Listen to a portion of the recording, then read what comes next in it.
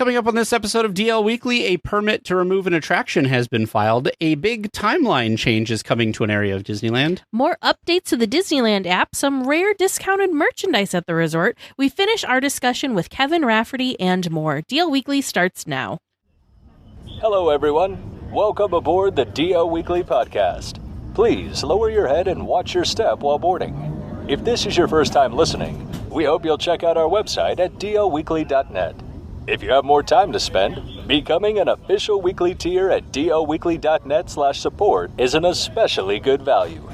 Thanks for traveling with us today, and we hope you have a happy and memorable listen to this week's episode. Hello and welcome to this episode of DL Weekly for the week of April 22nd, 2026. I'm Tag Bushman. And I'm Teresa Urban. We would like to thank everyone who supports the show, but this week we would like to give a special shout out to Wendy A., Kyle W., Stephanie F., and Shannon C. for your continued support. If you would like to help support the show and get ad-free versions of each episode, access to our supporter-only chat, and a bunch of other really fun perks, head on over to dlweekly.net/support and become an official weekly tier. Now let's get to the news. Dateline DL Weekly. Fiction becomes fact as the mysterious subcontinent reveals a legendary podcast. After 2,000 years, two hosts have been unearthed by famed archaeologist Dr. Henry Indiana Jones. Scholarly research laid the groundwork for Jones's discovery. Thus, the jungles of DL Weekly become the destination for listeners worldwide. And what a destination it is! Until next week, this is Eye on Breaking News. Well, a popular attraction in Disney California Adventure is moving towards extinction. Monsters, Inc., Mike and Sully to the Rescue, has had a permit filed with the City of Anaheim for demolition. In addition to the attraction, the Hollywood Lounge beverage stand is also included in the demolition permit. The timeline to start demolition is not until at least late 2027, so we got a little bit of time. So, yeah, this is positive news, because originally it was like early 2026, and we've moved past that now, right? And the thing that's interesting, too, I still feel like this area is a little bit in limbo. I know that it had been announced that this is where the Avatar space was coming. However, there's a couple of things that make me question that. Why are we postponing is one question. But then the other thing, too, is Disneyland Resort was pushing out surveys to their guests and asking them how they felt about certain IPs, one of them being Avatar, which, have you ever taken a Disney survey and remember them asking you about specific IPs? No. I've never gotten one of those surveys either. So I found that super interesting. And I was watching Fresh Baked, and David was talking about how the newest Avatar movie didn't do so great box office wise. So, like, if you look at Shocker. 1, 2, 3, like, the curve is actually at a downward trend. And so people just aren't as excited and interested in Avatar as they had been. So maybe, so it's kind of in a weird spot. So I'm curious if this is part of a bigger hint that maybe we're pausing and we're reworking, or if the timeline just got pushed out.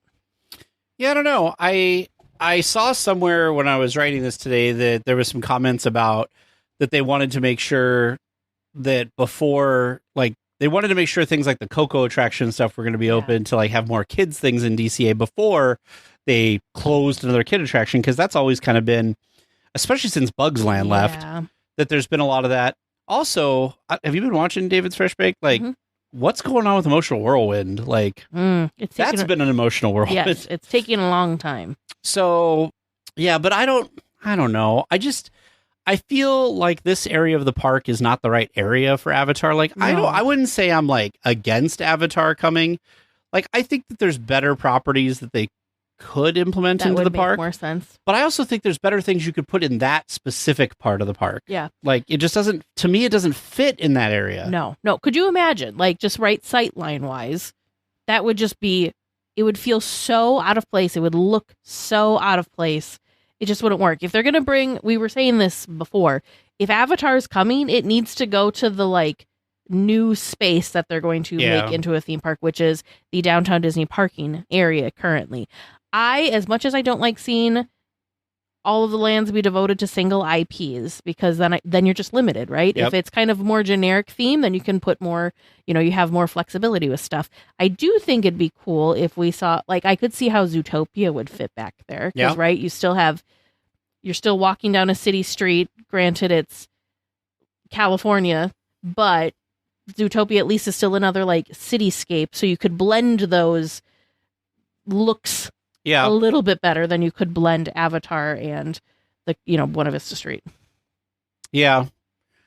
I don't know what they should put back there. I mean, Zootopia would be fine. Put some Muppets in there. Put some Muppets in there. Yeah, I think a Muppets courtyard would be because Muppets would still work. Flippin' fantastic. I don't know. The Muppets are so... They're making a comeback. Yeah. And people love the Muppets. I think you could do a lot with the Muppets and it would work out really well. There's just so much building space back there, right? Like there's what used to be the most recent thing was the Avengers. Oh, the store. Mm-hmm. There was also the place that used to be a cafeteria that was the Frozen indoor experience for a while. And then now they use it for like trainings and stuff. Like there's all these like buildings there. Of course, there's like the Hyperion that we should still be using for something. Yeah. I don't know. I know it's probably not going to happen, but I still long that like the Jolly Trolley. The well, Jolly you long Trolley for will come that back one too. for the well, that's never coming back. but the red car trolley to come back. Yeah. And that area, until they decided to Avengers Campus everything, that all flowed together so well. It's like they had a good theme. So I don't know. In the end, for Disneyland Forward, I wish that they would pick something that is more classic themed lands of like concepts and not like a specific IP. Because like you said, like I just think like I think we could have a mixture of both. And I think that if we had a couple new lands that were kind of generically themed, that we'd have a good mix. Yeah. No, I totally agree. Because like DCA is like mostly themed to different things, right? Because we have Pixar. Yeah. Apart Pier, from Grizzly Peak. Grizzly Peak. Like the Grizzly Peak airfield area is still a generic Cars theme. Land, Avatar Land. I mean, and Hollywood Pictures Backlot is not anything. Yeah. We can hope. Well, we are just about 1 week away from the timeline expanding at Star Wars Galaxy's Edge. On April 29th, Batuu will welcome the original trilogy characters like Darth Vader, Luke Skywalker, Han Solo, and Leia Organa. This has been a long-time request for guests who want to interact with the characters from across the trilogy in the Star Wars-themed land. There is some criticism that the characters are not close enough to their appearance in the films, but we will have to wait and see. In addition, the area will have classic music of John Williams playing from the movie score. So they've teased the characters, so that's how we know what they look like. Here's my problem with this. Like, first of all, this is what we've been wanting for a long time. So I'm not like, I am supportive of this 100%.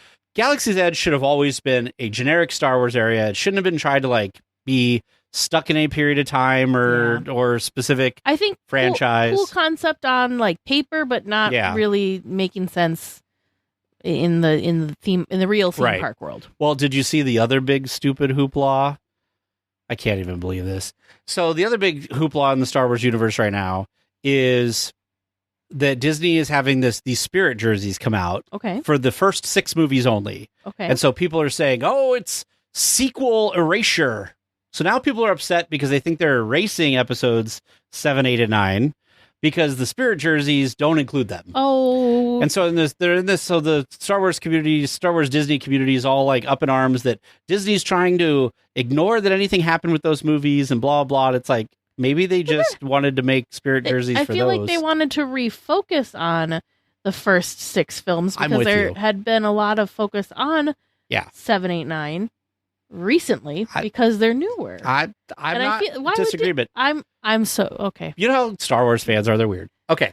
Now it's the joke, right? No one hates Star Wars more than a Star Wars fan. It's true. But you could say the same thing about like anything. Like I feel the same sometimes with like Disneyland fans. No one likes to like pick things out more than a Disneyland fan does. So it comes from a place of love. One of the podcasts I was listening to recently, I thought was super interesting take on this kind of topic, actually, that was talking about how nowadays, they were talking about the pit, but this is really any media, any movie or anything that people love, is people nowadays, when they engage with media because of social media and the internet, is you kind of, and tell me if you've ever done this, because I'm sure I've done it, is you kind of take personal ownership of something you love, like a show. Yeah. And then in your mind, you have an idea of where you want the show to go or be. Yep. And when that diverges from where it does go, like you get kind of like frustrated or upset or disappointed or like, and then of course you have the internet as an outlet to be able to complain about it or whatever. And so and then like it gets amplified. So I think that that's what's happening is that people have this like, they love it so much. Yeah. But the podcast I listened to said the movie that is in the fan's head is not the movie that comes out or whatever. And so that's where the problem ends up. So anyway, the other problem I just want to mention about the characters quick is I did not realize until recently that George Lucas cast some very distinctive looking actors in these roles. Sure, yeah. I did not realize how I literally have never seen anybody that looks like Harrison Ford or looks like Mark Hamill. These are very distinctive people. And so when you're trying to find people, first of all, think about it like in anything. They have to live in Southern California. They have to want to do it and apply and have, all this stuff. So like your pool of talent is limited. Yeah. You're not going to find somebody that's a doppelganger for these things that are just going to work at Disneyland. So I think the Leia actually looks really good. And I've kind of come around to the Luke, and Han Solo is still a little weird for me, but like, who cares? So the complaint that I've seen online with Han Solo specifically is the hair. He looks more weird. like Flynn Rider than Han Solo. Because Han Solo had wonderful hair, but it wasn't quite as like full and luscious locks as what this one has, and like it was scruffier. Different. He was scruffier. That's a good way to say it. It was scruffier. So that and that's something that's fixable. The other thing that people are getting like really specific about is the outfit that he's wearing. It's not quite the correct colors. So like the vest is supposed to be a little bit darker than what they have a different color one like later. Maybe, but like I said, this is what I'm seeing online. I understand the hair because the hair I think is. If they can do something different with the hair, I think that will help. Because see, like in Return of the Jedi, so I'm looking at pictures on the online. Lighting. Yeah, like this looks fairly close. Yeah, I mean, it doesn't have the things. I think it depends on the lighting. Again, these are characters from a made-up universe. Yeah, that are in a theme park. That like, is your small child gonna care? So on the flip side, though, something that I'm gonna say is a huge credit to the art and craft of cosplaying. There are cosplayers that are out there. Oh yes, that are nailing it. So I think because we know that there are cosplayers out there that can nail these characters, perhaps better than what this was presented at. I think that's also why Disney and Star Wars fans have that higher bar because it's like we know it's possible. We see it at Comic-Cons, that sort of thing. So I get it. I'm not overly bothered by it. Do I think they're spot on? No. But that hair's better. I do think that, I think it's great that the characters are there, and it's more about the personality and persona because you could say the same thing with any of the other face characters, the princesses, the princes, whoever else.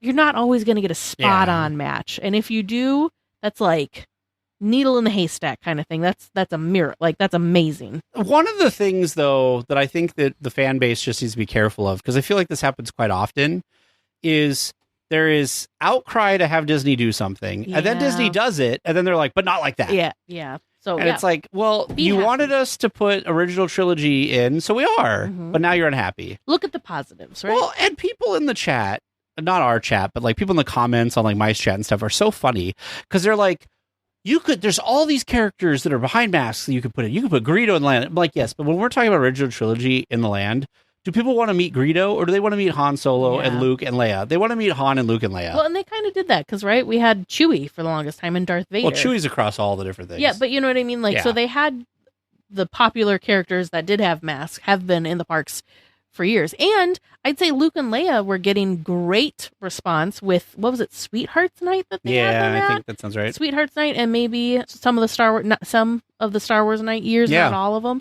So they had been kind of teasing them. And Luke had previously been in Batuu and was like mobbed. There was kind of like when Mando first appeared, there was just like crowds and crowds and crowds of people wanting to meet Luke. But so they are very popular. Again, I think that we're hearing a vocal minority of people that are upset about this. I agree.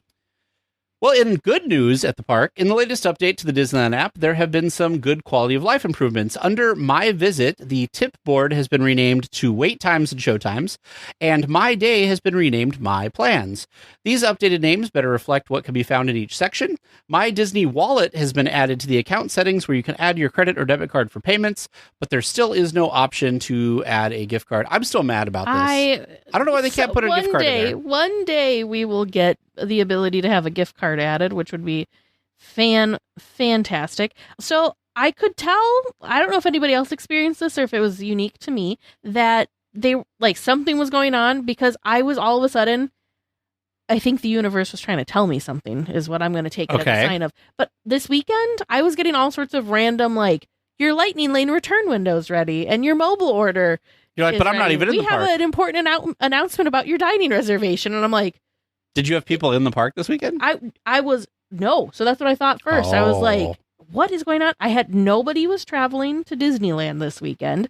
And I'm like, I'm looking at my app, because it was all coming under my app, not even theirs. And I'm like, what is going on? So I was taking it as a sign of my, like, other, I don't know, my doppelganger or something. Is in Disneyland doing stuff with you, and you just didn't know? Something, I don't know. But, like, it was just, it was wild. It finally then kind of stopped. So I don't know if they, like, pushed through an update and these were maybe old notifications that got stuck somewhere. That'd be hilarious.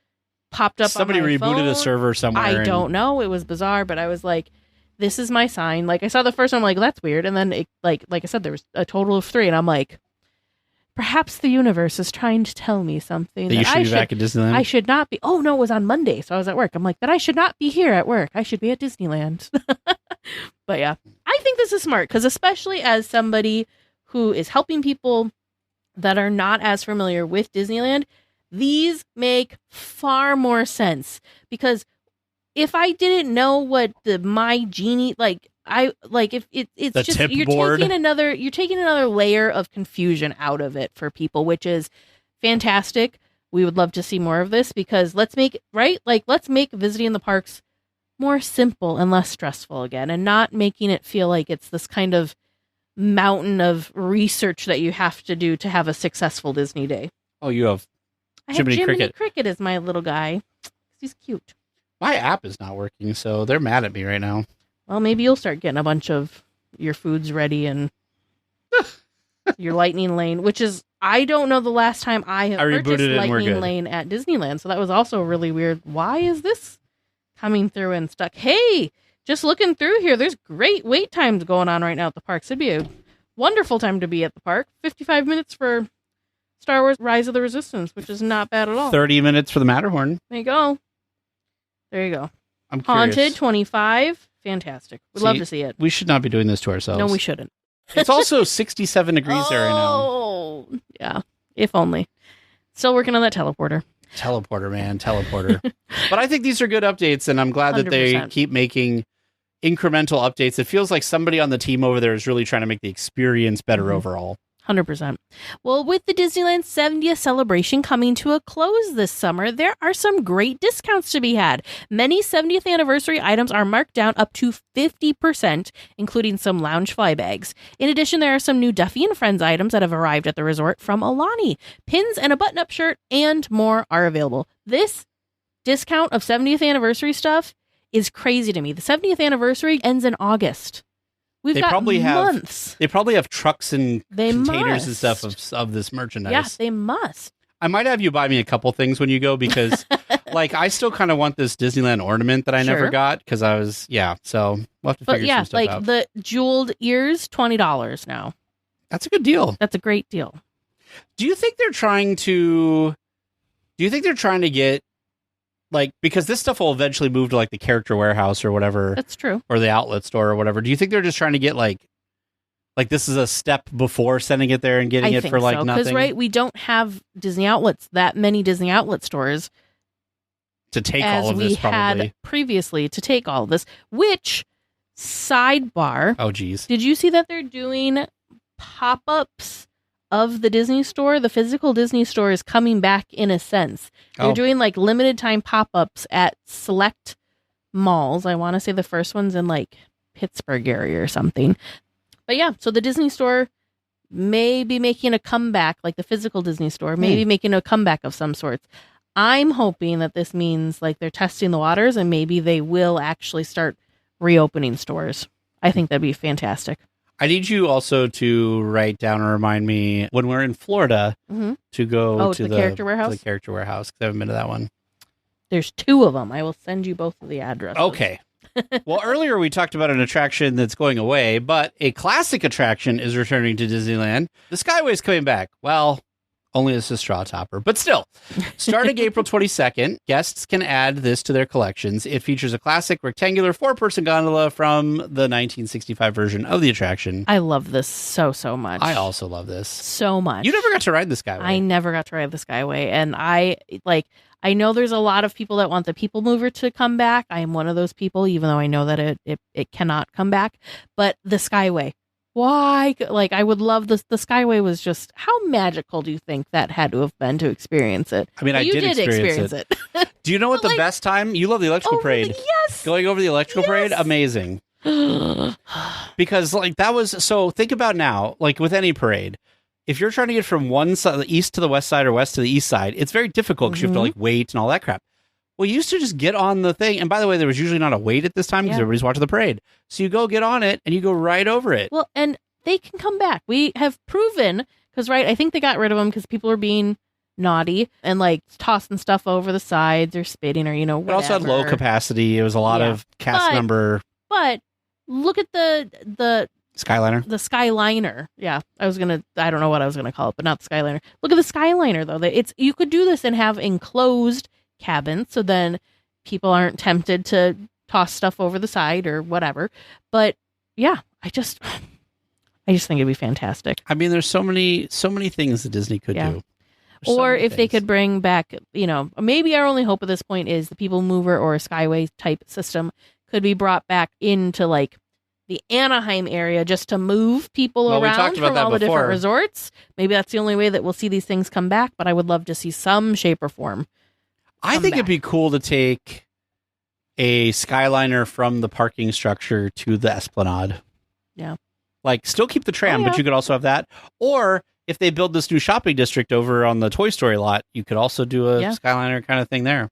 Well, before we head on over to SnackChat, we did have some very exciting news drop today, right as we were finishing up this episode. Kim Irvine was awarded her window on Main Street this morning. So there was a lovely pre-park opening ceremony to unveil her new window. Of course, she shares her window with her mom, Leota Toombs, another famous Disney Imagineer. And also, you may recognize Leota's face. She is the face of Madame Leota in the Haunted Mansion. Kim has been working for the Walt Disney Company for, I want to say, like 5 decades or something.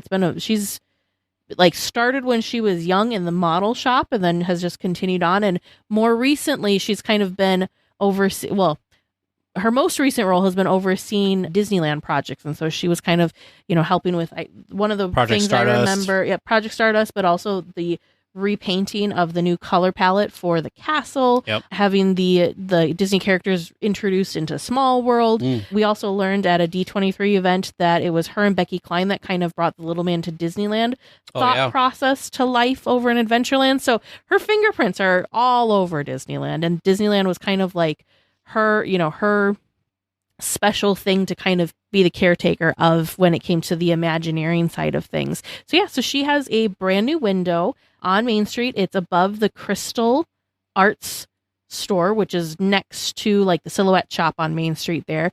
And not only do they have this beautiful window, they also have these really gorgeous stained glass inserts that are on either side of the window too, that were not there before, that just really bring the whole thing together. So we were talking about this on the stream with our supporters earlier. What a big year for Kim Irvine. So she got a window. She was ordered a window on Main Street today as we record this episode, but she's also being inducted as a Disney legend at the D23 Expo Ultimate Fan event this late summer, fall, which, I mean, come on. How many people do you think have had both of those honors what a great year. in the same year? Yeah. Wild. Anyways, congratulations to Kim Irvine. Yeah, she deserves it. I mean, 100%. her family has such a legacy with the resort. So what better way than to have a dual window on Main Street together? This episode is brought to you by Progressive Insurance. Do you ever think about switching insurance companies to see if you could save some cash? Progressive makes it easy. Just drop in some details about yourself and see if you're eligible to save money when you bundle your home and auto policies. The process only takes minutes, and it could mean hundreds more in your pocket. Visit Progressive.com after this episode to see if you could save. Progressive Casualty Insurance Company and Affiliates. Potential savings will vary. Not available in all states. We have to get the snacks for Tag and Teresa and James and Bern. Oh, and Cinderelli. Time for SnackChat. Well, this week for Snack Chat, we are talking about some new food items that are coming to the Disneyland Resort starting on April 28th. So what do we got? So first up, we have an orange cream cheesecake, which you can find over at the Jolly Holiday Bakery Cafe over at Disneyland. But it's an orange flavored cheesecake topped with vanilla chantilly and orange crunch. So do we think, like, before we get into this, do we think, so we've had different flavors. Do we think orange is the next thing? It might be. Okay. It might be. The next, these look good. Except I don't like lemon. The next item is a lemon blueberry cobbler donuts at Lamplight Lounge in Disney California Adventure. These are donuts dipped in cream cheese frosting, topped with lemon blueberry compote and streusel. You know, that might be okay because the lemon's mixed in with the blueberry, so maybe it's all right. You know, maybe it's not super lemony. You know, I got that little widget on my phone that shows me things. Your licking the churro thing came up on that the other day. Oh, that cheesecake churro. That cheesecake churro that you loved. It was like a blueberry cheesecake churro. And that reminded me of that. Well, also over at the Lamplight Lounge, you can have the Lamplight Old Fashioned, which is made with Maker's Mark Bourbon, Liqueur 43, Maraschino Liqueur, Angostura Bitters, Luxardo Juice, and a Luxardo Cherry. I don't know what half of those things is, but it looks cold and refreshing. It sounds very fancy. Now that cherry, I don't know what, why that cherry looks like it's been like soaking. That looks like that thing that you get in Galaxy's Edge that you love. That you're like, it's the best thing. It is. For those of you who don't know, we live in the Midwest, and old fashions are a big deal in the Midwest. So yes, they are. Next up is a Philly cheesesteak grilled cheese. This is at Pim Test Kitchen. And this has a pepper and onion grilled cheesesteak topped with cheese sauce and a crunchy manipulated particles served with potato bites. I wonder why they call it So what the manipulated particles to me look suspiciously like Funyuns. Yeah. The chips. And I don't know what the red things are, but they suspiciously look like there's some like Funyun-esque looking things on top. I'm curious about this. I think I'm mostly curious. I mean, I enjoy a Philly cheesesteak, but look at how this is like made. It's not like a normal sandwich. It's kind of like panini. A panini. Yeah. It's like a panini, but it's open in the middle. So it's like if you took a panini hot dog. Yeah. It's like if you took a Philly cheesesteak, but then like smushed it. Because right, a Philly cheese and then have it on the edge because it's bread. It's bread all around it, but there's like the strip, like a open strip where the meat is. Yeah. So I'm having a hard time understanding how one picks this up to eat it. This looks like a knife and fork So I have questions. Sandwich to me. So this comes with a side of pickles. Yes. And what is this? Oh, those are tater tots. I forget what they're called. Oh, those are the seasoned. They're like potato puffs or something like that. Okay. Oh, potato bites. That's what it is. Moving on, still in California Adventure, over at the Boardwalk Pizza and Pasta, there is a cinnamon roll cheesecake, which you guessed it is cinnamon cheesecake with cream cheese frosting. And it kind of like they even made it look like a little cinnamon roll. It's cute. This looks good. I love cinnamon rolls. So you're more excited about the cinnamon roll cheesecake than the orange cheesecake? Yeah. And then finally, there is a strawberry mini cake over at the Plaza Inn in Disneyland. This is a strawberry bundt cake filled with a strawberry jam and fresh strawberries, topped with sweetened condensed milk glaze, white chocolate mousse, a mini bow, and chocolate ears. This is cute. This is super adorable, and it sounds delicious. Delicious. Not only does it look cute, it sounds delicious. Disneyland nurse, you knew thousands of nurses were descending on the resort. I love it because he's also the top comment. Because Nurses Day, I believe, is next weekend. So this is all going to be available. Well, you've heard us talk about our great experiences staying at the Howard Johnson in Anaheim. Well, we've partnered with them to offer our listeners some really cool discounts. Weekly tiers can get 15% off their stay. To take advantage of this discount, head on over to DLWeekly.net and click on the Howard Johnson logo. I was just looking, and it does look like they still have availability for D23. So if you have not secured your hotel reservation for that very, very popular What weekend, have you been doing? this is a great time to do so now. And make sure to use our link so you can also get a little bit of a discount on that very popular and then also sometimes very expensive weekend. Always. Your attention, please. DL Weekly Trivia is now leaving for a Grand Circle tour of the Magic Kingdom, with stops at New Orleans Square, Mickey's Toontown, and Tomorrowland. All weekly tiers for... Howdy, folks. Welcome to Trivia Land. How you feeling today? Is this a hint? Does this mean we're doing Frontierland trivia? Because he said howdy, folks. I'm about as far away from Frontierland as I can be, actually. Okay. No. Tomorrowland, then? Farther. Wait. Pause. I want to ask a question since you're a Star Wars person. Yeah. Thought about the original trilogy people coming to Batuu. I think that's great. Okay. Like, I think more Star Wars in the existing place is good. I appreciate what they were going for of trying to have it as like certain place, certain time. But since it seems like the company isn't investing in the sequel trilogy right now and trying to give it a little bit of time and space, it's like, bring in the other things, make it make sense. So, follow up to that, have you seen the photos of what these people look like? I have. Or what these characters look like? I've talked about this with some of the listeners and other folks and other places, and it's... You can talk about Bantha Milk, James. You can be on another podcast. It's fine. Okay, I wasn't sure if you were okay with that. They're not like a competing podcast. Not at all. Rob and I talked about this on Bantha Milk, the podcast that I co-host now, and we both agreed that they don't look great, but it's hard to find faces that look as iconic as Harrison Ford, Mark Hamill, and Carrie Fisher.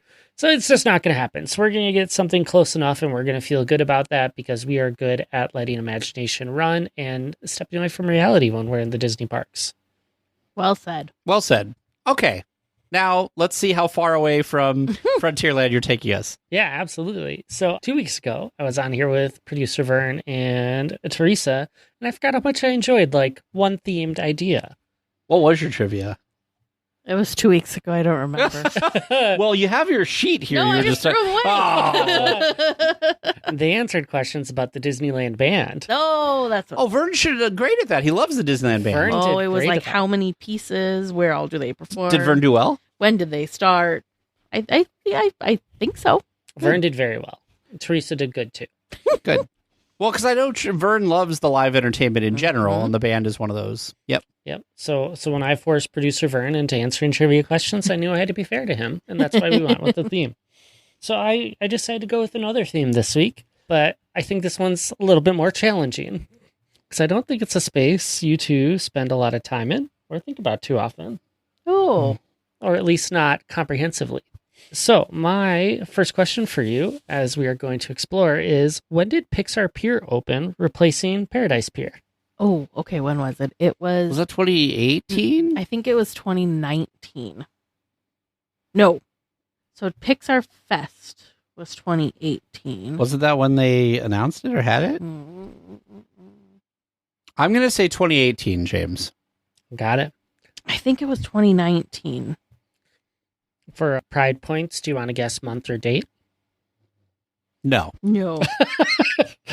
Understandable. Pause. When did Galaxy's Edge open? 2019. So then 2018. Okay. Talking yourself into that one, huh? We must have gone, like, I think we went out in spring and it was before. Like they were doing it, but it hadn't opened yet? Yeah. Okay. Yeah, because Galaxy's Edge was definitely 2019 because it was just Smuggler's was it Run. Late 2019? Yeah. Oh no, it was there for D23. That's right. Yeah. Okay, it's all coming back now. 2018. Sorry. Good. All right, you've got yourself locked in. Pixar Pier. The Pixar stories are presented through themed neighborhoods on the pier. What are the themed neighborhoods? Wow. I remember us talking about this when they talked about the concept of it, but I have no idea. Can you give us like a hint of like... I'm trying to think where the lines are even drawn. I will give you a hint that there are 3 of them.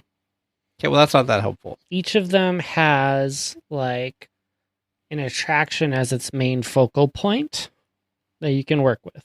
Right. So the neighborhoods is Okay, you so had we've like got the a credit coaster.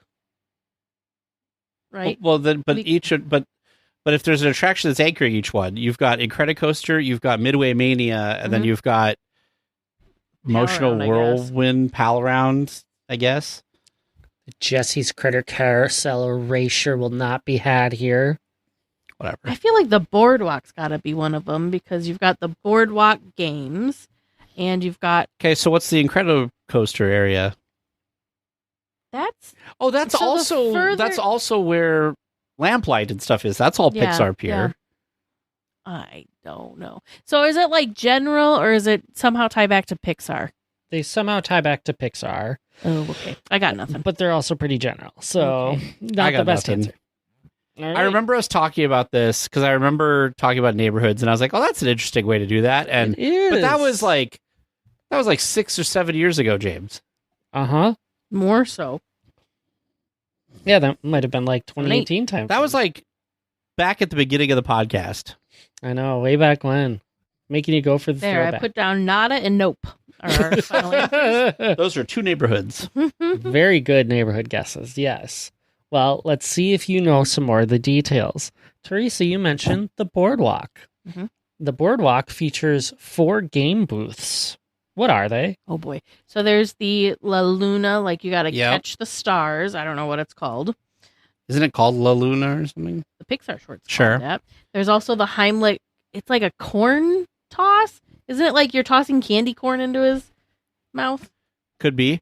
I know there's the race, like the bullseye. There's the horse race horse with race. Bullseye, and then there's the I don't know what it's called, but it's Wally and Eve. You like shoot the water gun thing, and Yep. they like go up. Yeah, I don't know what it's called. we have the types of games. Do we at least get like We a have the, quarter like, credit for that? The characters. You're on your way with I some think of the it's names. like the Heimlich candy cane toss or candy corn toss or something like that. I don't know what the Wally and Eve game is called. And then the horse race. It's like La Luna is something about like catch a falling star, maybe. Okay, that's the best I got. All right, we can lock that in. All right, and finally, I'm hungry. What are my dining options at Pixar Pier? You got Lamplight So Lounge, got Lamplight. You are quick to throw that one out there. the You've adorable got snowman. Yep, adorable snowman frozen treats. There's also what's the lounge thing that's not the lounge. What's the bar attached to? Are you counting that as two different things? Lamplight With, Lounge like, and that bar counts as one. Okay. Yeah. Yep. There's hot You've dogs. got the angry dogs. The angry dogs. You've got Senior Buzz churros. You've The got the chicken Poultry place, Palace Poultry that was Palace, so yeah. bad the one time we tried it. And you've got. Are we? Does Bing Bongs counting- count as like a Yeah. sweet place? Bing Bong does not count. Does not. Does not. Okay, so that's it. Oh, Jack Cookie Num Nums. I the love cart. that Olivia in our chat just said, I love Trivia Land because it makes me feel like I've never been to Disneyland in my life.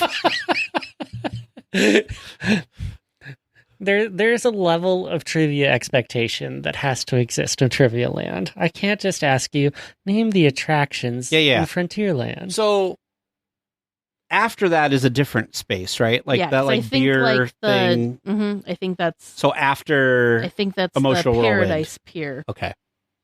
Paradise Park? Paradise Gardens. Paradise that's what that That's is. right. That's right. Jack Cookie Num Nums. Okay. So Oh, I almost forgot about Cookie Num yeah, Nums. Lamplight, Adorable, Angry Dog, Senior Buzz, Jack Cookie Num. Oh yeah, and then Poultry Palace. We just talked about that. You didn't write it down? Because I was trying to write all the other ones Oh, down. okay. There's a lot to write. There's a lot to eat. Mm-hmm. You know, Lots of quick I know service. we wouldn't do this on a podcast because it's not a visual thing, but I think it would be fun to have a blank Disneyland map and have to like label everything on it. That could be fun. Because I feel like if I could see it, I would label it. Like I think because I'm a Maybe. visual, I think I could do pretty okay. Either that or you'd be looking at it like, what the heck is that? There's Well, nothing at the exit of The hard stuff would, coaster. the hard stuff would be things like, what do they call that churro cart? Yeah. And then it'd be like, oh, it's the Fantasyland churro cart. Yeah. Or what is it? There's one that's like the popcorn cart by the Haunted Mansion or something. They're all like churros near this attraction. Yeah. Churro on Small World Promenade. Yeah. Come on, Disney. You should theme your stuff better. You should name them something fun. Well, this way they know where to find them. I suppose. And they're like the outside vendor complicated thing, right?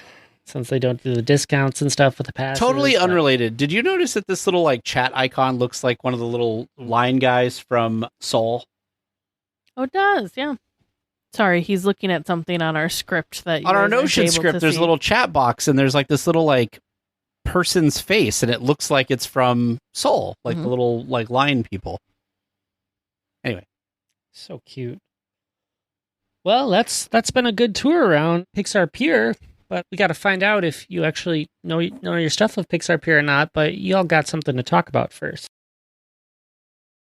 Insurance isn't one size fits all. That's why drivers have enjoyed Progressive's Name Your Price tool for years now. With the Name Your Price tool, you tell them what you want to pay, and they'll show you options that fit your budget. So whether you're picking out your first policy or just looking for something that works better for you and your family, they make it easy to see your options. Visit Progressive.com. Find a rate that works for you with the Name Your Price tool. Progressive Casualty Insurance Company and Affiliates. Price and coverage match limited by state law. Well, this week we finish our conversation with Imagineer Kevin Rafferty. So we kind of went all over the place. We haven't taken any time really for Cars Land, which I think I think it's the credit it's due, but that was really the first kind of immersive, dedicated to one theme land, and it was done so different like for Disney. I remember the first time stepping into that space and just really feeling like you had been transported and like somehow sent into this movie. And that's not even my favorite movie. And that is one of my favorite lands. We have to go every chance we get. We have to go for the what is it? The neon light ceremony at night that happens. It's fun.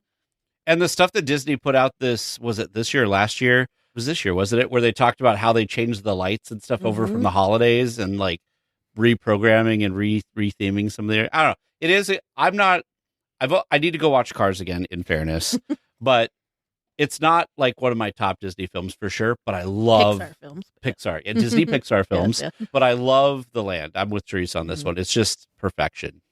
And it's very immersive. Yeah. Very immersive. And speaking of lights, just a little sidebar story here.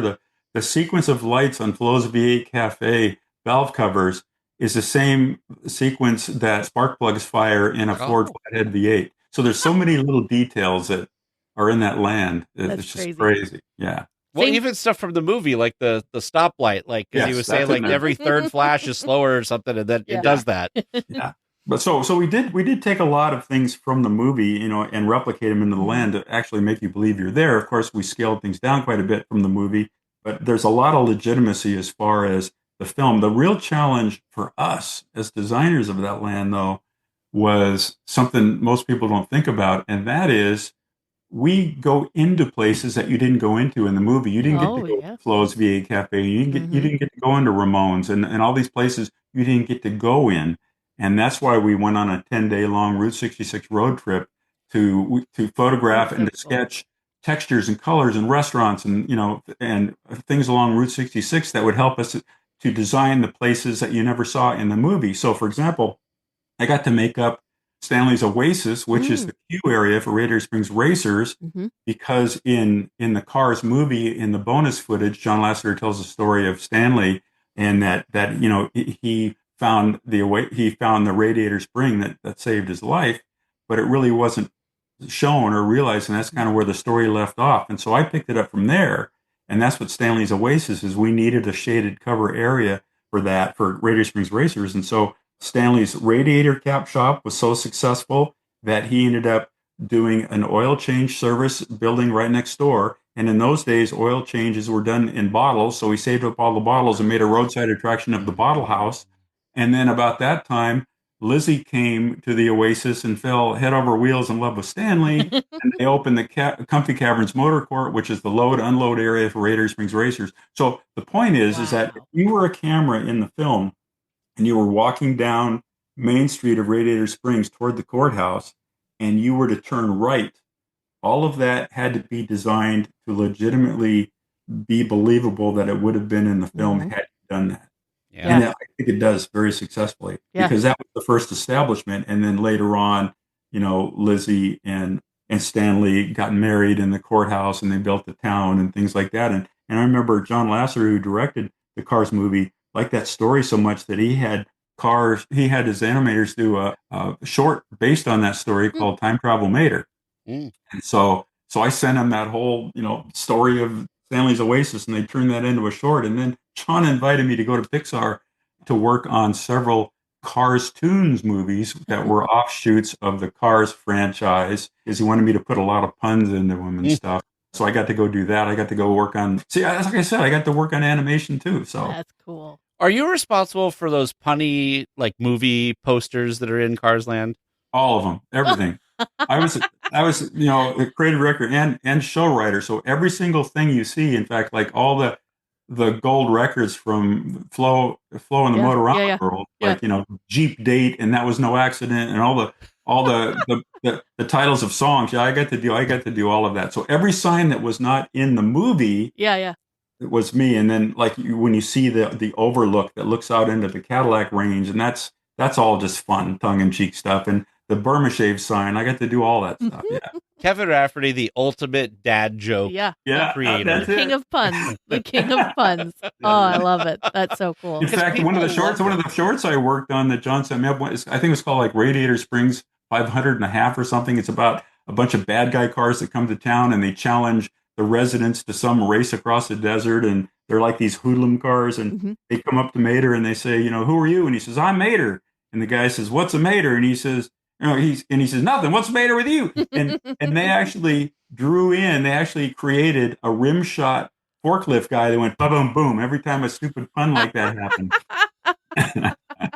That's the Kevin Rafferty character right there. Oh man, awesome. Those posters and stuff. There's always people. I remember we always laugh at them. They have the Halloween versions too. Christmas so ones. good. Yeah, Christmas. I did the posters for, that was another fun thing. I did the posters for Stuff to Be a Bug, too. Beauty and Bees and all that stuff. Yeah. That was, such a great attraction. Yeah, that doesn't exist anywhere now. No. Now I'm just going to have to think every time I see a punny thing, I'm going to be like, Kevin Rafferty? Was this Kevin? Yeah. Well, here's a little piece of trivia. The only thing I contribute, we were talking about this during the 25th anniversary of California Adventure, because I had so many other things I was working on at the time, like Test Track and I don't know, a lot of other things at the time. So I didn't even work on the California park, opening day park. I worked on pretty much everything after that. 2.0, California 2.0. but the only thing I did contribute prior to opening day was award wieners, best hot dog in a starring role. And it's still there. Still there. That I always thought that was a fun name of a location. Oh, thanks. Oh, that's awesome. So I have a question here, which we're talking about Radiator Springs Racers and all of that stuff. Something that I think people don't think about a lot is, and some fan websites talk about this stuff, is, the Imagineers create these attractions and experiences for folks. And then at some point you hand over the keys to the park. Right. And then it becomes the park's responsibility to kind of keep it going. What's that relationship and collaboration like?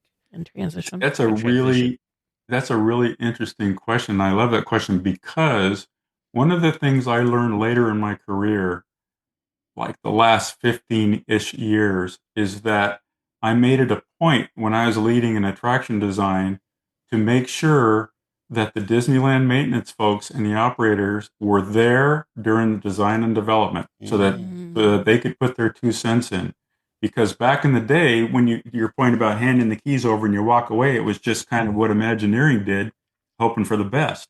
But then, many times when I would go in and work on a rehab or do something, I always hear the maintenance guys say, boy, when you guys did this, I wish you would have done that. So that my little antenna went up and said, these guys need to be heard early on. Yeah. Back to my earlier point about there's so much that goes on into a design and development of an attraction. If you're going to keep it running every day for years and years and years, the people that maintain it now own it.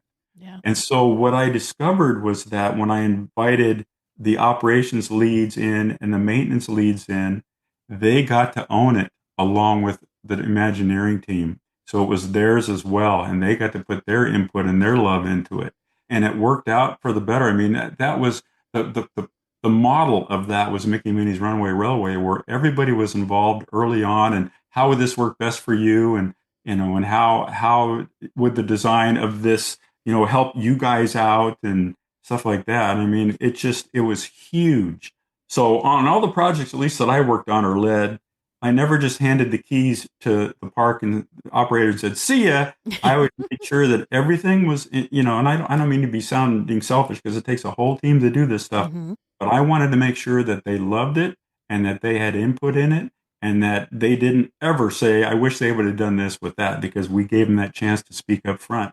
And we did that with Radiator Springs Racers too. The engineers and all the maintenance people, we all worked together, especially with something that sophisticated. Yeah. And not that Mickey and Minnie's isn't that sophisticated, but that was something that as the company kind of evolved, that took a really major step in importance for me. But the best benefit is, like I mentioned, is that they became part of the team and they owned it as well. And on opening day, they were just as excited about it as we were. They weren't just there saying, "Okay, give us the keys," Well, that makes sense because think of, again, we kind of talked about this in the beginning with how much stress, I guess, is being put on these attractions because they're just running continuously. How important it is to have some of those things in place so that it's easier for either maintenance to get in there and, get these little things fixed. So then they're not having to have huge long downtimes. We were just talking about this recently.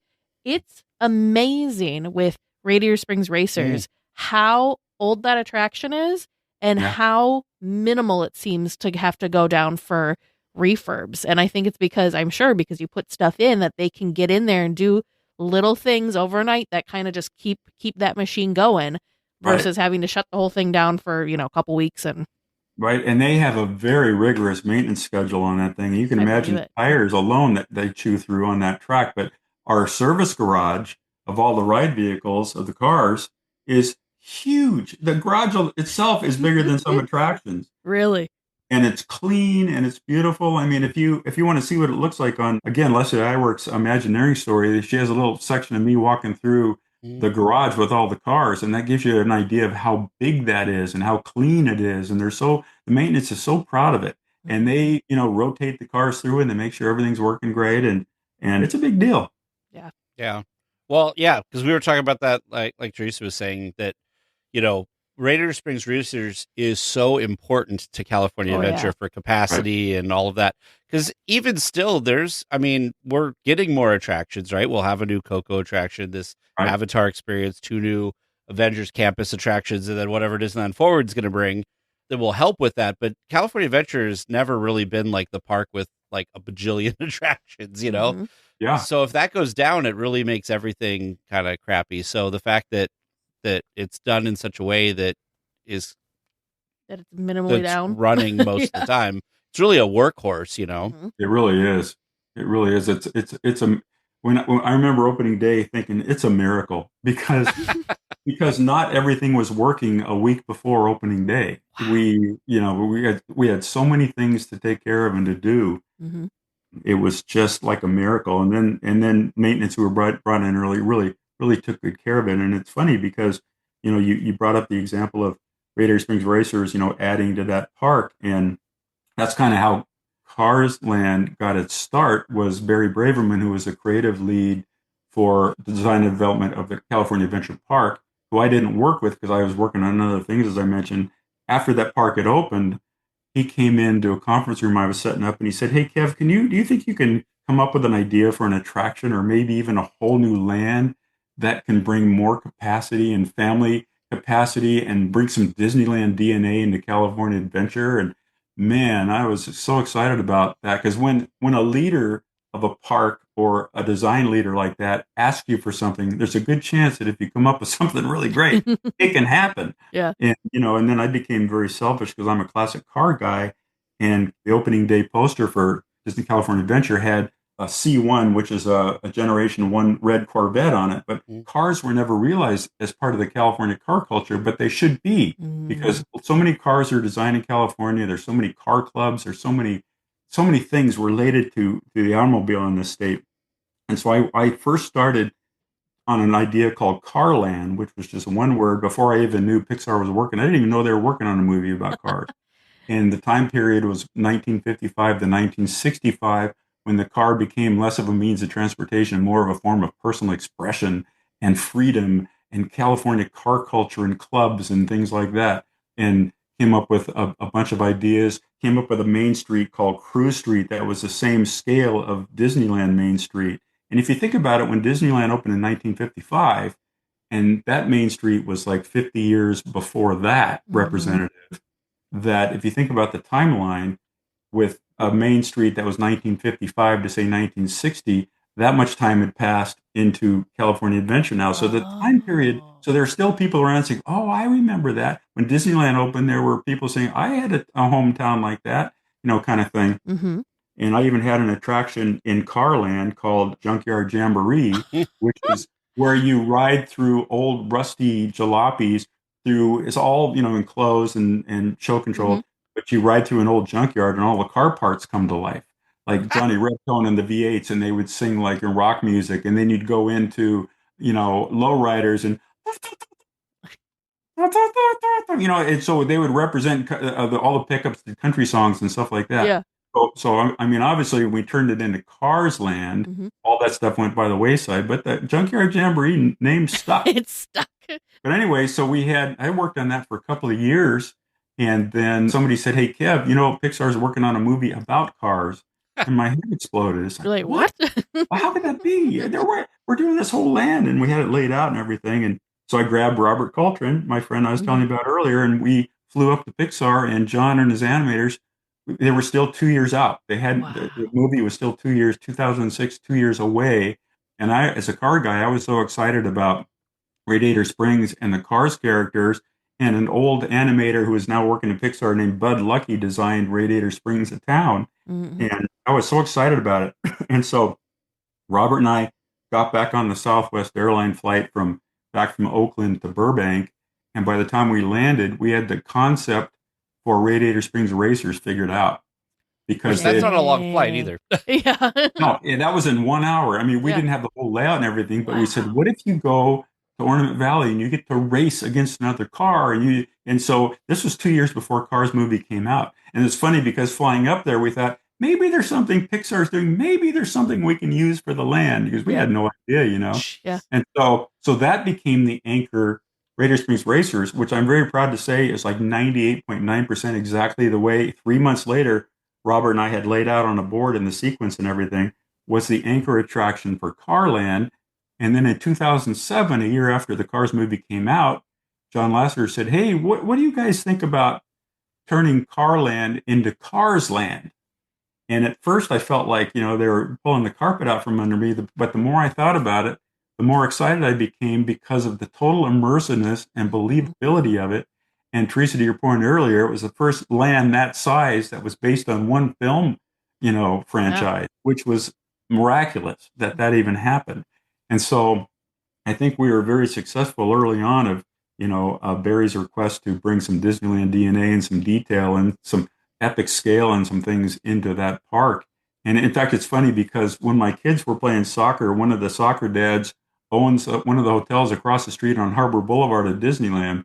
And he called me after Cars Land opened. He said, thank you. I'm getting more business. And so it made me feel real good. I mean, that's the point of those types of things, right? Is to drive attendance and get more people to come back and everything. Exactly. I just can't imagine what it would be like to be like a little kid that is your favorite film. Oh, yeah. And then you get to step foot, and like go parade down the main drag there. You get to see Mater. You get to see Lightning. I mean, my favorite to that point, my favorite story related to a guest experience on Radiator Springs Racers is one of my little things that I like to do when I open an attraction is to wait at the unload area and hear guest comments. Oh, yeah. I kind of tuck myself back in a corner and I listen to guest comments. Well, on opening day of Radiator Springs Racers, and people were waiting for like 6 hours in line. And I was standing there, and a family got out on the unload. They had just experienced the attraction. They got out on the unload station, and there was a little guy, probably 6 or 7 years old. and he was jumping up and down. He was jumping up. He was so excited. He couldn't say what he wanted to say. He was so excited. I was watching him, and finally he said, "I never want to leave this place." And it was like, oh man, it couldn't have gone better than that. That was the best thing that I heard all day. That's what makes it worth it, right? You spent all this years of blood, sweat, tears, exactly, long nights, and then it's all worth it when you have the guests that experience it. Exactly. And now it's their favorite thing in the whole wide world. Yeah. Isn't that awesome? Yeah. Another thing is, speaking of sound design too, is one of the things I used to love is to be at the recording studio when we do the music soundtrack for the attractions. We do it just like a motion picture. We recorded a 65-piece orchestra at the Clint Eastwood stage at Warner Brothers Studios. And one of my favorite things to do is to go out with the orchestra and sit in there live and hear them record the cues for the attraction. And so every time I ride Radiator Springs Racers now, and I take the little road trip that goes up to the waterfall, and all that kind of stuff, when you guys do that, think of me sitting in with that orchestra, recording the entire music cues for the attraction. It was really awesome. Which, that part of the attraction, what a great reveal. Awesome. Like, it's just such a good, and then the music. Every time I ride that with a new person, I go, oh, just wait for this. This is really cool. Well, if you think about that compared to like Pirates of the Caribbean, if, for example, you load your boat in Pirates of the Caribbean, and what if you just went right down the waterfall first thing? You didn't float through the bayou. You didn't have time to decompress. You didn't have time to settle down and get into the story and see the fireflies and all that kind of stuff. Imagine, because Radiator Springs Racers is a 3-act play, and so is Pirates. So imagine that attraction experience, without that first part of the play. That settle down zone, that time to listen to the music and to see the waterfall and to do all that kind of stuff. And so then the contrast is, as soon as you go inside the show building, look out! You're ready for it. Yeah. You're relaxed, you're calmed down, and then your adventure begins. That is just such there's so many feels with that moment of that attraction. I don't know. So.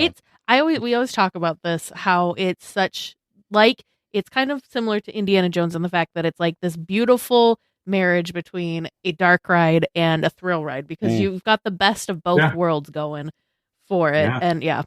And that's the kind of thing that brings guests back as well. That's the kind of thing, I know Tony Baxter talks about this quite a bit. It's not just, coming back to experience it time and time again. That's one of the things that brings you back to experience time and time again, is that moment, that surprise, and that energy, and that, that thrill, if you will. That's what keeps people coming back. You must feel, you and your team that worked on that attraction must feel amazing, because that attraction's been open, almost 20 years now? June 2012. Yeah, so it's been, so what, 15? Almost 15 years? Yeah, 15 years, yeah. And it still commands multi-hour waits at times, which... and it eats people. It's not like it's a slow loading attraction.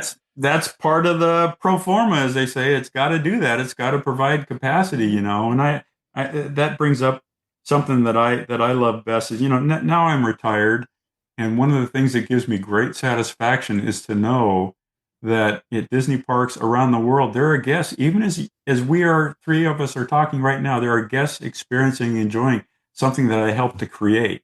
I mean, that is pretty darn amazing to think about. And I don't take that for granted. Not at all. Oftentimes during the day, I'm out in the backyard picking weeds and thinking, oh, somebody's, racing on Radiator races right now. I think about that all the time. I was thinking about that earlier in our interview here, that like when we were talking about that, like these things are going day after day after day and, thousands of cycles a day or whatever, is when humans are bad at this, I guess. When we're sitting here talking, we're not in Disneyland. Yeah. But there are people experiencing Disneyland right now. But like, it's so hard for our brains to comprehend that sometimes that like, while you're at work during the day, we didn't have fun jobs like you, but like the jobs we have, right? Like you're sitting there doing paperwork and somebody's riding on Radiator Springs Racers. Someone's having a hot dog. A couple hours here, people will be watching fireworks. Like, but we don't think about that when we're not actively there experiencing that, which I don't know. Sometimes my brain gets And it's also fun too because I have colleagues that are texting me all the time with pictures of themselves in like the vehicle at racers, or they're in Mickey and Minnie's Runaway Rail, where they're, guess where we are? Oh, we're having a blast, kind of thing. And it's so fun. And it reminds me of that. It's like, there's people right now enjoying this thing.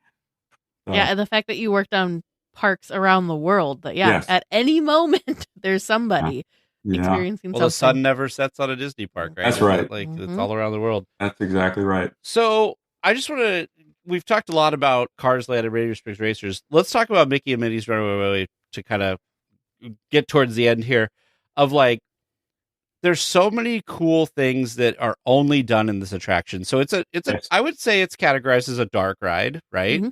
Well, I don't know if it's like just a dark ride, but it that's part of its category. Yeah, I think it's kind of a major attraction. It's an anchor attraction for a land. Sure. But it's got dark ride qualities. But I think the difference is that we had to work really hard on Mickey and Minnie's because it's in UV light quite a bit, but it's also in white light. And so so it's not just like all dark ride. We had to actually invent a paint. The technology, we had to invent a paint that would be red because Mickey and Minnie's car is red, designed specifically for the attraction, that wouldn't be orange in UV light because all red is orange in UV light, right? Yeah. So our paint team in Florida actually miraculously created a paint formula that would work in dark light and white light in the same color scheme. It was mind-boggling how they did that.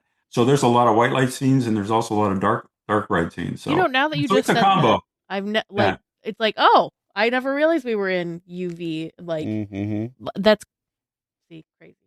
Yeah, because isn't the last scene when you're in the park there? That's a lot of UV light. That's all like UV.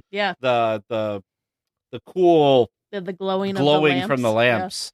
Yeah, that's all you. And that was drawn in. That was drawn in, right? That part of the direction I always gave the team is everything has to look like it's been drawn because you are in a short.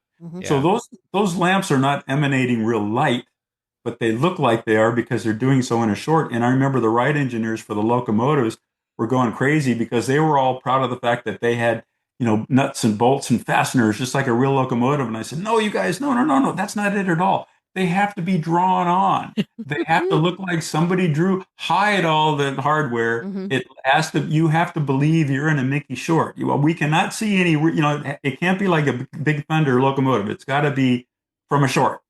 So that was the direction of that whole entire attraction was you had to believe you were in a Mickey short. In fact, another funny story is in the first park scene where you see the little fountain in the park scene. Oh yeah. The special effects guys were pitching to me an idea they had like these LED chase lights that would go down to create the ribbons of fountains. And it wasn't working because I didn't believe I was in the Mickey short. And here is another miracle that came up was somebody figured out a way. Next time you're there, look, it's one of my favorite things in the whole attraction that looks like animators drew the water coming out. And then with sound design, we saw the water falling into the fountain, which is very believable. That we could not have any visual contradictions at all. It all had to be believable. That's crazy. Well, and so many things in areas of the attraction are a number of different effects, like projection and physical things, and it's just I think one of the times we went through there, or maybe it was we've been on it a lot. I've seen a lot of things about it. When you see like behind the scenes and they've got all the box, it looks like a Star Trek holodeck where they're trying to like line up all the projectors and stuff. And I don't know, it's just amazing the amount of detail and skill that it takes to pull that off. I mean, you invented a new paint for, what I mean? Like, geez. Yeah. There will be no bounds that will not be tried to cross by Disney Imagineers.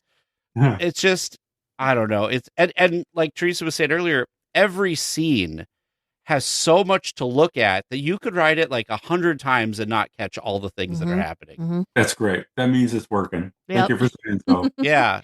The other thing that I think is really great, specifically for the Disneyland version, is the queue and how many, like, you've already feel like you've been you're in this cartoon world in the queue. It's very believable. And then when the screen, the chaos ensues and the screen breaks open, and you also really cool. Yeah, which is a wonderful effect. when you then step in, it's somehow then just elevated. And I just love looking at all the little details of all the, like you said, how it looks, everything looks like it was hand painted or hand drawn and put there. I like being in the queue doing that because then I can sit there and appreciate it a little longer. Whereas the ride, I'm like, I would like this. Can we pause right here so I can just take this all in? That would be probably one of the few attractions I wouldn't want an in-show exit on because I wouldn't want them to turn it off. No, that would be awful. Yeah. I wouldn't want to turn it off because it would be so completely different versus like, I would love to walk through like the graveyard in the Haunted Mansion because that's, still going, but like it wouldn't be the same. But I'm glad you brought up the queue for Disneyland's version because it's an entirely different story. Mm-hmm. And I like to call it, we built a ship in a bottle for Mickey and Minnie's at the Chinese Theater in Florida. But Disneyland was a different story. We decided it belonged in Mickey's Toontown.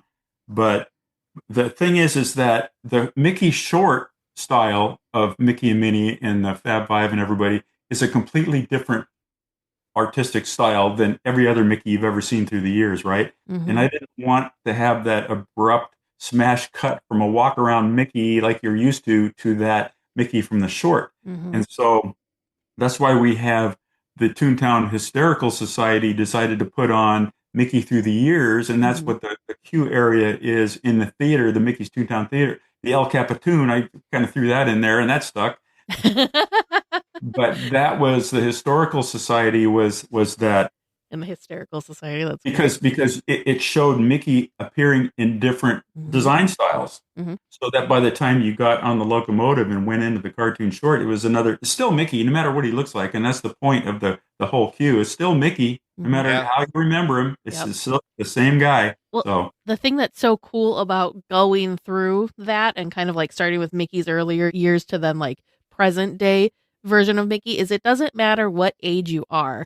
At some there's a point in there that you start like remembering different things. That's from the your Mickey childhood. of your childhood, yeah. And there was some things in there that made Mickey's the wheel for Steamboat Willie and like the magical hat for the Sorcerer's Apprentice. But there were other things that I'm like, I love that this made it. And my favorite one is what is it? Mickey's the Christmas one where like Pluto's chasing Chip and Dale because that was something I loved and I can't remember comment on that every time. I comment every time because not as many people know that. I'm like, I watch this all the time. How did you not? And I was introduced through the queue to the Disco Mickey. Oh yes, Oh yeah, that's amazing. And the watch out for Goofy that gets stuck in your head for the whole day. You have to consider some of the source here too, because you were talking about Jungle Cruise skippers earlier. Mm-hmm. One of the show writers who I dearly love this guy. We brought him up. He was a Jungle Cruise skipper, funniest one ever. His name is Kevin Lively. And there was a time when I was living in Florida to deliver Mickey Minis, and then Disneyland decided to build their own show building and to put Mickey Minis in there, which was huge because they had to take a lot of backstage stuff to accommodate the building for that. And then I couldn't creatively direct both teams on both coasts. I mean, we already had the show design and the sound design and all the scenes and everything like that. So a different team took on the Disneyland version of Mickey Minnie's Runaway Railway, and Kevin Lively, one of my favorite people of all time, he's hysterical. A lot of the gags and puns that you see in the queue line came from him. So the source of that came from his Jungle Cruise skipper comedic background that found its way into Imagineering, that found its way into the queue area for Mickey and Minnie. So that's perfect. Jungle Cruise fans are going to love hearing about this. Well, and when I would fly back from Florida and do walkthroughs, put the hard hat on and the orange vest and do walkthroughs with the team, and they give me updates and stuff. And they totally surprised me one afternoon when we got into the big city scene right before you get into Daisy's Dance Studio. Mm-hmm. And in Florida, as a little nod to my all-time favorite show producer, Sharita Carter, who was a show producer for Mickey and Minnie's in Florida, on that corner of the downtown area, there's Carter's Cameras, because Sharita is an art photographer and that's her passion and her hobby, and that's what she does. So I put a Carter's Camera shop there. I imagine my surprise when I walk through Mickey and Minnie's at Disneyland and I look at that same corner and they put Kevin's Aloha shirt shop there. So that was cool. I didn't know that was a surprise to you. That's cool. Yeah. That's it was so a fun. surprise. Yeah, it brought a little lump to my throat. It was so cool that they, because I never want anything of myself in there, but they just did that. So, You also, in a way, I love the nod at the end to Walt, because they have the picture of Walt on the train there. I thought that was just a nice little touch. It's so simple. It's just a photo. Like, it's not a big deal. So sweet. Yeah. Which I thought was really great. Also, I feel dumb because I didn't realize this at first, and I think you've probably realized it. But like, do you realize when you leave, you go through the same broken screen? Yeah. Like, sometimes you're so caught up in like recalling what you just experienced right. that you're not paying attention. That you take a step back out. Yeah, that I want to say, like, I don't know, maybe 2 or 3 times ago when I wrote it, I was like, oh, we're walking out like back through the screen that we came through. You have to go back out to the world from the film. Yeah. You had to leave the cartoon I'm so happy world. you noticed that. Yeah. What was it kind of a nod? Because I know that like some things are done for a nod in a lot of attractions to things that were in that spot before. And so obviously this was developed to go into the Great Movie Ride originally, right? Yeah. So was that part of Goofy talking to the cast member? Was that kind of a nod to the Great Movie Ride? Because the Great Movie Ride had some cast member interaction with things. Yeah. No, that was not actually. That was just part of the storytelling of, who, me? That connection between Goofy, just to connect the two worlds together. Okay. And, Goofy saying, want to take a ride on my train and all that kind of stuff. So no, that's an interesting perspective. The only real nod to the Great Movie Ride, I mean, besides the lobby and the movie posters, because you're here today to see the premiere of Perfect Picnic, but in the carnival scene in Florida only, in the carnival scene, there's different posters of different attractions at this carnival, and one of them is the Great Moving Ride. Oh. We'll have to keep an eye out for that. In Florida, though. Yeah. It's only in Florida. Mm-hmm. Yeah, there are certain things that are only in Florida and certain things that are only in Disneyland. That's even more layers. You didn't even realize. Yeah. You thought it was the same attraction. Somebody on Reddit or something had done a ton of work. I don't know where they did this, but they somehow drew the ride layout in both parks to show how there's slight differences in how, like, they're the same rooms, but they're slightly different with how the ride vehicle and stuff goes through. I think part of it came from somebody caught a picture of like the ride operator panel that has the map. And I was like, that's so interesting that you take what to the guest feels like the duplicate attraction, but there's just these little things, I don't know. It's so cool. So cool the work you guys do. So before we wrap up, because we've had such a fun-filled journey through cars, we could talk forever. And chicken dishes and Club 33. I had to go with all the C's, right? There you go. We are so thankful for all your time, Kevin. So I really want to just give a quick shout out for those of you that want to hear more of Kevin's story, which we still have only just scratched the surface of his amazing career with the Walt Disney Company. Please make sure that you check out, he wrote a book after he retired. It's called Magic Journey, My Fantastical Walt Disney Imagineering Career. I've read it. It's fantastic. I read a lot of Disney books. And Kevin, I'm not just saying this because you're here. This was one of my favorites. Like, to the end that I'm like, it makes total sense that he was a show writer, because I was just captivated the entire time with all of your different stories. It was phenomenal. So if you haven't picked it up, people, find it somewhere, pick it up and continue learning all about his fantastical Walt Disney Imagineering career, because that's exactly what it was. Thank you. But Kevin, I know you're retired, but if you were to return, we'll let you return either to Disneyland or to Walt Disney Imagineering. What would you do? Sky's the limit. You can make up your own career, make up your own role if you'd like, but what would you return as? I love that question. And I'm going to come full circle to Disneyland, where it all began. Mm-hmm. I think I would create a new position at Disneyland, and it would be called a DMO. And what that is a Disneyland Magic Organizer. Ooh. And the responsibility of the Disneyland Magic Organizer, which would be my new position if I had that, would be to make sure that guests, randomly would have just really wonderful, magical days. So it would be a two-part job. One would be to go through all the attractions, as we discussed earlier, and make sure that everything is working exactly as the show intends it to be, and to make sure that the park is perfectly clean and happy and all that. But more importantly, I've always been kind of fantasizing about how wonderful it would be to just like approach a family and say, "Where are you from?" "Oh, we're from Ohio." "How would you like to be my guest at Club 33 for lunch today?" Oh, yeah. Or to, to approach a family that's like they're having a hard time and do something really good or fun for them.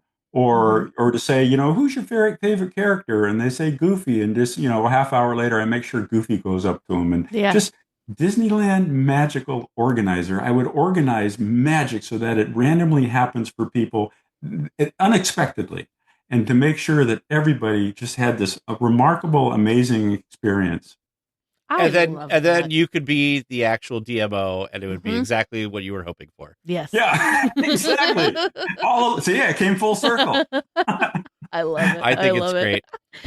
Well, Kevin, thank you so much for taking time and coming back on the show again, and actually being able to talk about like your career, your experiences. And I feel like you're one of those folks that maybe a little bit down the road, we could have you on again to talk even more about stuff that you worked on, because there's so much more that we didn't get to. But as with people who do work like you do, there's so many stories that like you could spend a lifetime just telling the stories. I could write a book. Oh, wait.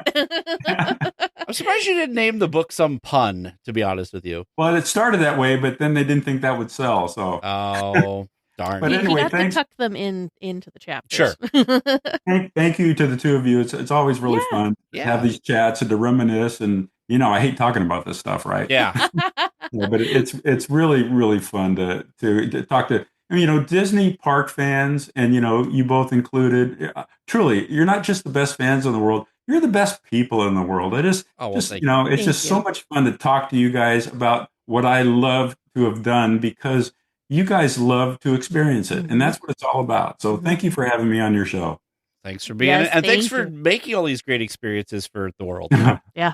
My pleasure. Well, if you enjoy listening to the show, please consider rating and reviewing the show on your podcast app. It helps other Disney fans become weekly tiers and part of the community.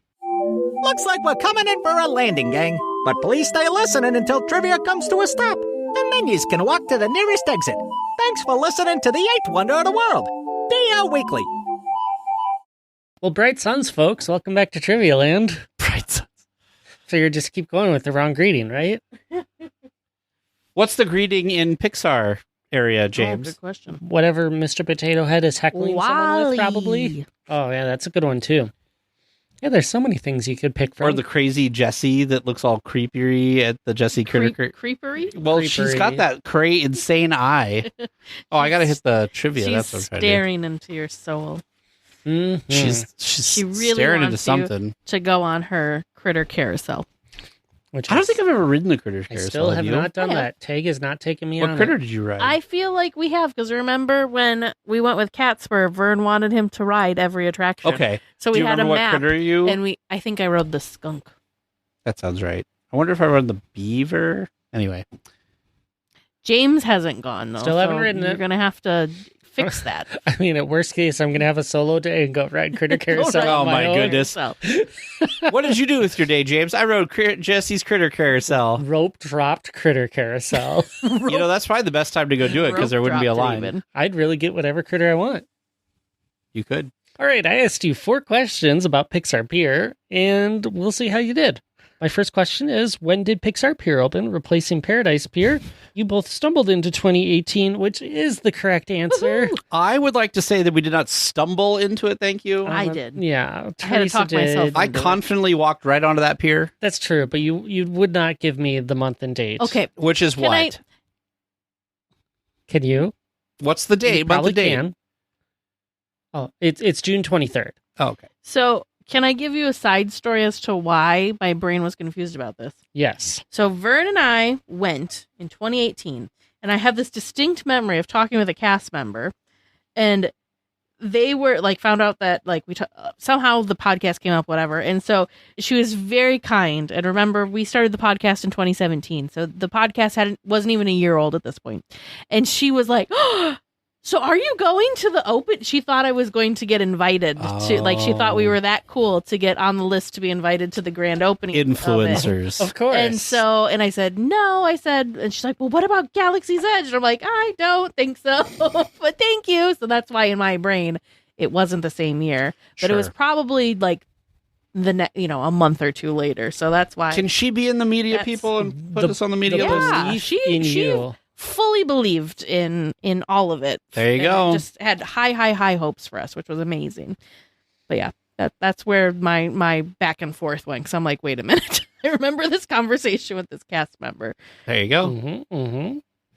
All right, moving on. Second question I asked: Pixar stories are presented through themed neighborhoods. What are they? Oh yeah, nope and nada. Yeah, you were on your way, kind of, maybe, but not quite. So the three places are Incredibles Park. Oh. The Toy Story Boardwalk. Oh, okay. And the Pixar Promenade. Pixar Promenade. Must be the end. Where's the Pixar Promenade, James? It grabs like Emotional Whirlwind and the Pixar Pal Around. Oh, okay. So the Incredibles part. So what's the part where the Incredibles Park? But where's the lamplight? I don't know. That's got to be part of that, which doesn't. I'm guessing that falls into Incredibles Park, or it just hasn't been given its own neighborhood technically. Yeah. All I feel right. like it needs its own title. It does. Incredibles Park makes sense because like there's like a little courtyardy kind of thing going on there. You got the cookie num nums right inside there. It's perfect. Yeah. The nice little water feature in the fountain. My third question I gave you was the boardwalk features 4 game booths. What are they, and what games can you play? You got the characters in movies, right? With La Luna, Heimlich, Wally, and Bullseye. You even got La Luna Starcatcher, correct? Good job. Woo! And then Heimlich's Candy Corn Toss, which I think you also got in there. Teresa got that one, yep. Had to convince yourself it wasn't Candy Canes for a second.